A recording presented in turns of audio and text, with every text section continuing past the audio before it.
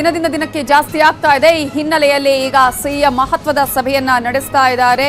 ಕೆಲವೇ ಕ್ಷಣಗಳಲ್ಲಿ CM BS Yediyurappa ಅವರು ಈ ಒಂದು ಸಭೆಯ ಬಗ್ಗೆ ಮಾಹಿತಿಯನ್ನ ನೀಡಿದ್ದಾರೆ. ಯಾವ ರೀತಿಯಾದ ನಿರ್ಧಾರವನ್ನ ತೆಗೆದುಕೊಳ್ಳಲಾಗುತ್ತೆ ಅನ್ನೋದು ಬಹಳ ಕುತೂಹಲಕ್ಕೆ ಕಾರಣ ಆಗಿದೆ. ಸಿಎಂ ಬಿಎಸ್ ಯಡಿಯೂರಪ್ಪ ಅವರು ಏನ್ ಹೇಳ್ತಾರೆ, ಯಾವ ನಿರ್ಧಾರವನ್ನ ಈ ಒಂದು ಸಭೆಯಲ್ಲಿ ತೆಗೆದುಕೊಳ್ಳಲಾಗಿದೆ, ಲಾಕ್ ಡೌನ್ ಅಥವಾ ನೈಟ್ ಕರ್ಫ್ಯೂನ ವಿಧಿಸಲಾಗುತ್ತಾ, ಹೀಗೆ ಸಾಕಷ್ಟು ಕುತೂಹಲ ಕೂಡ ಇದೆ. ಒಂದು ರೀತಿಯಲ್ಲಿ ಟಫ್ ರೂಲ್ಸ್ ಅನ್ನ ಜಾರಿ ಮಾಡೋದಂತೂ ಗ್ಯಾರಂಟಿ. ಯಾಕಂದ್ರೆ ದಿನದಿಂದ ದಿನಕ್ಕೆ ಈ ಪ್ರಕರಣಗಳ ಸಂಖ್ಯೆ ನೋಡ್ತಾ ಹೋಗ್ತಾ ಇದ್ರೆ ಎಲ್ಲರೂ ಕೂಡ ಈಗ ಮತ್ತೆ ಆತಂಕಗೊಳ್ಳುವಂತಹ ಪ್ರಕರಣಗಳು ಈಗ ಬರ್ತಾ ಇದೆ. ಈ ಹಿನ್ನೆಲೆಯಲ್ಲಿ ಯಾವ ರೀತಿಯಾಗಿ ಜನ ಎಚ್ಚರಿಕೆಯಿಂದ ಇರಬೇಕಾಗುತ್ತೆ, ನೀತಿ ನಿಯಮಗಳನ್ನ ಪಾಲನೆ ಮಾಡಬೇಕಾಗುತ್ತೆ, ಕಾದು ನೋಡಬೇಕಾಗಿದೆ. ಈಗ ಹೊಸ ಗೈಡ್ಲೈನ್ಸ್ ಅನ್ನು ಏನಾದ್ರೂ ತರ್ತಾರಾ, ಹೇಳ್ತಾರಾ ಅನ್ನೋದು ಕೂಡ ಬಹಳ ಇಂಪಾರ್ಟೆಂಟ್ ಆಗತ್ತೆ. ಪ್ರಕರಣಗಳ ಸಂಖ್ಯೆ ಜಾಸ್ತಿ ಆಗ್ತಾ ಇರುವಂತಹ ಹಿನ್ನೆಲೆಯಲ್ಲಿ ಮಹತ್ವದ ಸಭೆಯನ್ನ ನಡೆಸಲಾಗಿದೆ. ಆರೋಗ್ಯ ಇಲಾಖೆಯ ಅಧಿಕಾರಿಗಳ ಜೊತೆಗೆ ಕೂಡ ಈಗಾಗಲೇ ಸಭೆಯನ್ನು ನಡೆಸಲಾಗಿದೆ. ಡಿಸಿಗಳ ಜೊತೆಗೆ ಈಗಾಗಲೇ ವಿಡಿಯೋ ಕಾನ್ಫರೆನ್ಸ್ ಅನ್ನ ಮಾಡಿದ್ದಾರೆ. ಬಿಎಸ್ ಯಡಿಯೂರಪ್ಪ ಅವರು ಈಗ ಮಾತನಾಡಲಿದ್ದಾರೆ. ಏನ್ ಹೇಳ್ತಾರೆ ಅನ್ನೋದು ಕುತೂಹಲಕ್ಕೆ ಕಾರಣವಾಗಿದೆ.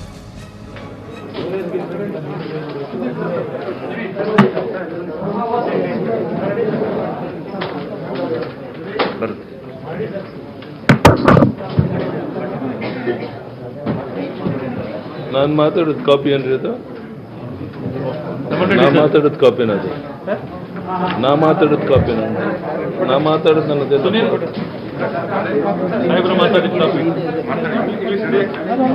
ಅದೇ ಅಲ್ಲ, ಅದೇ ಸರ್, ಸೇಮ್ ಸರ್, ಅವಾಗಲೇ ಮಾತಾಡಿದ್ದು.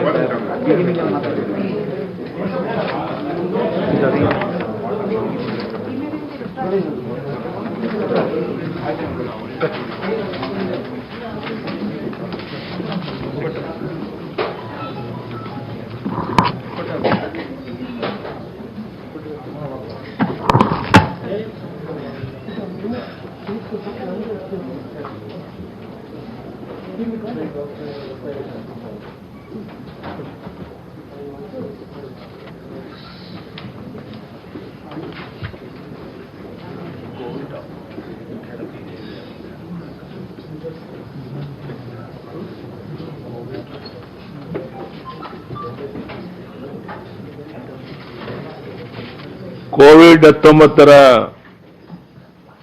ಪರಿಸ್ಥಿತಿ ಅವಲೋಕನಕ್ಕೆ ಸಂಬಂಧಿಸಿದಂತೆ ಕೆಲವು ಪ್ರಮುಖ ತಜ್ಞರ ಜೊತೆ ಸಮಾಲೋಚನೆಯನ್ನು ಮಾಡಲಾಯಿತು.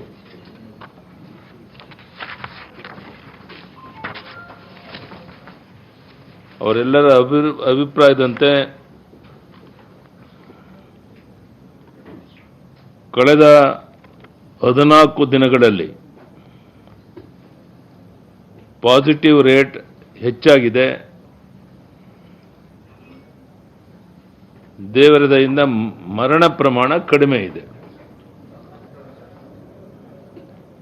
ಬೀದರ್, ಕಲಬುರಗಿ, ಬೆಂಗಳೂರು ಗ್ರಾಮಾಂತರ, ಉಡುಪಿ, ತುಮಕೂರು, ದಕ್ಷಿಣ ಕನ್ನಡ, ಬೆಂಗಳೂರು ನಗರ ಜಿಲ್ಲೆಗಳಲ್ಲಿ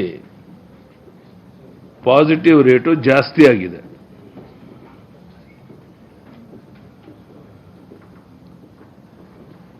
ಒಂದು ರೀತಿ ಇದು ಕೋವಿಡ್-19 ಎರಡನೇ ಅಲೆಯ ಮುನ್ಸೂಚನೆ ಅಂತ ಹೇಳಿ ತಜ್ಞರು ಅಭಿಪ್ರಾಯವನ್ನು ವ್ಯಕ್ತಪಡಿಸಿದ್ದಾರೆ.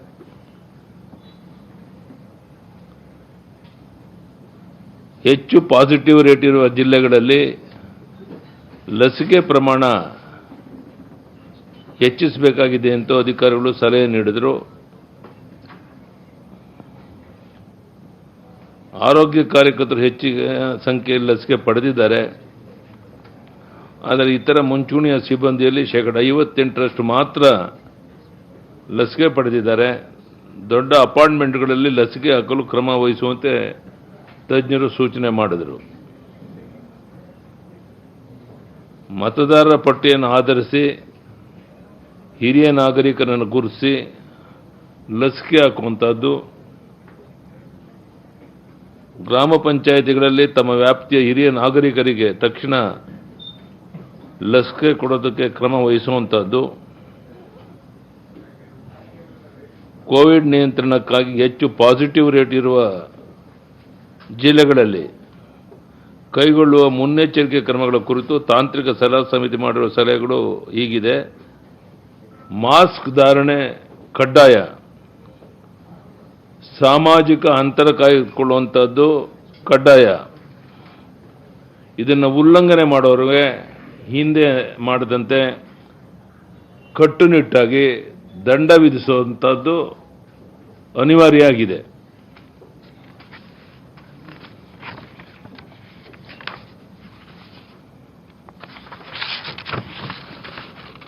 ಮದುವೆ ಮತ್ತಿತರ ಸಾಮಾಜಿಕ, ಧಾರ್ಮಿಕ ಹಾಗೂ ರಾಜಕೀಯ ಕಾರ್ಯಕ್ರಮಗಳಲ್ಲಿ ಭಾಗವಹಿಸಿರುವ ಸಂಖ್ಯೆ 500ಕ್ಕೆ ಜಾಸ್ತಿ ಆಗದಂತೆ ಕಟ್ಟುನಿಟ್ಟಿನ ಕ್ರಮವನ್ನು ಮಾಡಬೇಕು. ಪರೀಕ್ಷೆಯ ಪ್ರಮಾಣ ಹೆಚ್ಚಿಸುವಂಥದ್ದು, ವಿಶೇಷವಾಗಿ ರೋಗ ಲಕ್ಷಣ ಇರುವವರು, ಅಂಗಡಿ ಮಾಲೀಕರು, ಬಸ್ ನಿರ್ವಾಹಕರು ಮತ್ತಿತರರಿಗೆ ಪರೀಕ್ಷೆ ನಡೆಸುವಂಥದ್ದು, ಸಂಪರ್ಕಿತರ ಪತ್ತೆ ಹಚ್ಚುವ ಕಾರ್ಯವನ್ನು ಚುರುಕುಗೊಳಿಸುವಂಥದ್ದು, ಕೋವಿಡ್ ಆಸ್ಪತ್ರೆಗಳು, ಆಕ್ಸಿಜನ್ ಪೂರೈಕೆ ವಾಸಿಗಳು, ಐಸಿಯು ಲಭ್ಯತೆ ಹಾಗೂ ಕೋವಿಡ್ ಕೇರ್ ಸೆಂಟರ್ಗಳ ಸ್ಥಾಪನೆಗೆ ಸಿದ್ಧತೆ ಮಾಡಿಕೊಳ್ಳುವಂಥದ್ದು. ಈ ಹಿಂದೆ ಯಾವ ರೀತಿ ಮಾತನಾಡೋದು ಆ ರೀತಿ ಖಾಸಗಿ ಆಸ್ಪತ್ರೆಗಳಿಗೆ ಮಾತುಕತೆ ನಡೆಸಿ ಹಿಂದಿನಂತೆ ಕೋವಿಡ್ ರೋಗಿಗಳಿಗೆ ಚಿಕಿತ್ಸೆ ಸೌಲಭ್ಯ ಒದಗಿಸುವಂತೆ ವ್ಯವಸ್ಥೆ ಮಾಡುವಂಥದ್ದು. ಹಿರಿಯ ನಾಗರಿಕರಿಗೆ ಲಸಿಕೆ ಹಾಕುವ ಕಾರ್ಯವನ್ನು ಚುರುಕುಗೊಳಿಸುವಂಥದ್ದು, ವಿಶೇಷವಾಗಿ ಗ್ರಾಮೀಣ ಪ್ರದೇಶಗಳಲ್ಲಿ, ಕೊಳಗೇರಿಗಳಲ್ಲಿ ಲಸಿಕೆ ಪ್ರಮಾಣ ಹೆಚ್ಚಿಸುವಂಥದ್ದು. ಎಲ್ಲ ಇಲಾಖೆಗಳು ಹಾಗೂ ರೋಟರಿ, ಲಯನ್ಸ್ ಕ್ಲಬ್ಗಳಂಥ ಸ್ವಯಂ ಸೇವಾ ಸಂಸ್ಥೆಗಳ ಸಹಕಾರದೊಂದಿಗೆ ಕ್ರಮ ಕೈಗೊಳ್ಳುವಂಥದ್ದು. ಸಾರ್ವಜನಿಕ ಸಾರಿಗೆ ವಾಹನಗಳಲ್ಲಿ ನಿಗದಿತ ಸಂಖ್ಯೆ ಮೀರಿ ಪ್ರಯಾಣಿಕರನ್ನು ಕರೆದೊಯ್ಯುವುದನ್ನು ತಡೆಯುವಂಥದ್ದು. ಇದೆಲ್ಲ ಮುನ್ನೆಚ್ಚರಿಕೆಯ ಕ್ರಮಗಳ ಕುರಿತು ಜನರಲ್ಲಿ ಹೆಚ್ಚಿನ ಅರಿವು ಮೂಡಿಸೋದಕ್ಕೆ ಸಭೆಯಲ್ಲಿ ತೀರ್ಮಾನ ಮಾಡಿದ್ದೇವೆ. ತಾಂತ್ರಿಕ ಸಲಹಾ ಸಮಿತಿ ಸದಸ್ಯರಾದಂಥ doctor CN Manjunath, doctor Sudarshan, doctor Ravi, professor Giridhara Babu, ವಿಶ್ವ ಆರೋಗ್ಯ ಸಂಸ್ಥೆಯ ಪ್ರತಿನಿಧಿ ಮೊದಲಾದವರು ತಮ್ಮ ಅಭಿಪ್ರಾಯಗಳನ್ನು ವ್ಯಕ್ತಪಡಿಸಿದ್ದಾರೆ. ನಮ್ಮ ಉಪಮುಖ್ಯಮಂತ್ರಿಗಳಾದಂಥ ಡಾಕ್ಟರ್ ಅಶ್ವಥ್ ನಾರಾಯಣ್, ಆರೋಗ್ಯ ಮತ್ತು ವೈದ್ಯಕೀಯ ಶಿಕ್ಷಣ ಸಚಿವರಾದಂಥ ಸುಧಾಕರ್, ನಮ್ಮ ಮುಖ್ಯ ಕಾರ್ಯದರ್ಶಿಗಳು ರವಿಕುಮಾರ್ ಮತ್ತಿತರ ಹಿರಿಯ ಅಧಿಕಾರಿಗಳಿದ್ದರು. ಮಹಾರಾಷ್ಟ್ರ ಮತ್ತು ಕೇರಳದಿಂದ ಅಲ್ಲಿ ಬಹಳಷ್ಟು ದೊಡ್ಡ ಪ್ರಮಾಣದಲ್ಲಿ ಕೋವಿಡ್ ಸಂಖ್ಯೆ ಜಾಸ್ತಿ ಆಗ್ತಿರೋದ್ರಿಂದ ಆ ಬರುವವರ ಮೇಲೆ ನಿಗಾ ಇಡೋದ್ರ ಬಗ್ಗೆ ಸಲಹೆ ನೀಡಿದ್ದಾರೆ. ಪ್ರಧಾನಿ ನರೇಂದ್ರ ಮೋದಿಜಿಯವರು ಈ ಹಿನ್ನೆಲೆಯಲ್ಲಿ 17ನೇ ತಾರೀಕು 17 ತಾನೆ ಎಲ್ಲ ಮುಖ್ಯಮಂತ್ರಿಗಳ ಜೊತೆನೂ ಸಹ ಈ ಹಿನ್ನೆಲೆಯಲ್ಲಿ ಸಮಾಲೋಚನೆಯನ್ನು ಮಾಡ್ತಾ ಇದ್ದಾರೆ. ಅವ್ರ ಸಲಹೆ ಎಲ್ಲವನ್ನು ತಿಳ್ಕೊಂಡು ಇನ್ನೂ ಹೆಚ್ಚಿನ ಬಿಗಿಯಾದ ಕ್ರಮಗಳು ಅನಿವಾರ್ಯ ತಗೊಳ್ಬೇಕಾಗುತ್ತೆ. ನಾನು ಇಷ್ಟೇ ವಿನಂತಿ ಮಾಡುವಂಥದ್ದು ರಾಜ್ಯದ ಜನರಲ್ಲಿ, ವಿಶೇಷವಾಗಿ ಬೆಂಗಳೂರು ನಗರದ ಜನರಲ್ಲಿ, ಮತ್ತೊಮ್ಮೆ ಲಾಕ್ಡೌನ್ ಆಗಬಾರ್ದು ಅಂತ ನಿಜವಾಗೂ ನಿಮ್ಗೆ ಅಪೇಕ್ಷೆ ಇದ್ದರೆ ಕಟ್ಟುನಿಟ್ಟಿನ ಕ್ರಮವನ್ನು ನೀವೇ ತಗೊಳ್ಬೇಕು. ಈಗ ತಾವು ನೋಡ್ತಾ ಇದ್ದೀರಾ, ಯಾವುದೇ ಜಾತ್ರೆ, ಸಮಾರಂಭ, ಸಭೆಗಳಲ್ಲಿ 100ಕ್ಕೆ 80 ಭಾಗ ಮಾಸ್ಕ್ ಹಾಕೋದು ನಿಂತೋಗಿದೆ, ಅವೇರ್ನೆಸ್ ಹೋಗಿದೆ. ಮತ್ತೊಮ್ಮೆ ಹಿಂದಿನ ಸ್ಥಿತಿನ ಈಗ ಮರುಕಳಿಸಿರೋದ್ರಿಂದ ಹಿಂದೆ ಯಾವ ರೀತಿ ನಾವು ಬಿಗಿ ಕ್ರಮವನ್ನು ತಗೊಂಡು ಅದೇ ರೀತಿ ಮಾಸ್ಕ್ ಹಾಕೋದು ಕಡ್ಡಾಯ, ಅಂತರ ಕಾಯೋದು ಕಡ್ಡಾಯ. ಈ ಹಿನ್ನೆಲೆಯಲ್ಲಿ ಜನರು ಸಹಕಾರ ಕೊಡಬೇಕು ಅಂತ ನಾನು ವಿನಂತಿಯನ್ನು ಮಾಡ್ತೇನೆ. ಜನರ ಸಹಕಾರ ಇಲ್ಲದೆ ಯಾವುದು ಯಶಸ್ವಿ ಆಗೋಲ್ಲ. Today I had detailed meeting with the members of Technical Advisory Committee and Senior Office of Government. It is informed that the COVID-19 scenario is on the increasing trend for the last fortnight. Technical Advisory Committee members have advised to enforce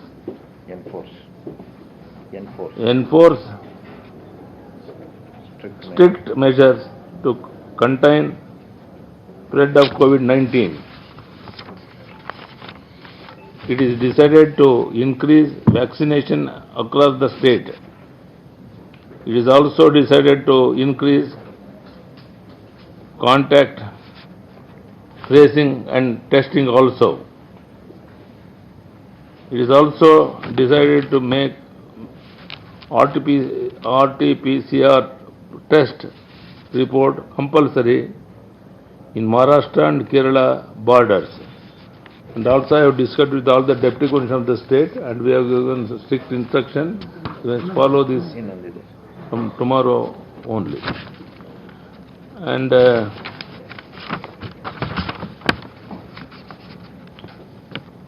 in order to balance economic activity and to avoid lockdown, I request all the citizens of Karnataka to wear masks, maintain social distancing at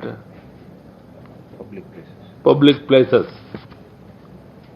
Honorable Prime Minister is also holding a meeting day after tomorrow. We will take advice during this meeting. Afterwards, we will take necessary decision. So far, we have taken these decisions and we have discussed in detail. Again, I will request the public, please cooperate with us to avoid further any problem. And I am also requesting all our media persons, particularly electronic media and print media, please cooperate with us to avoid this increase.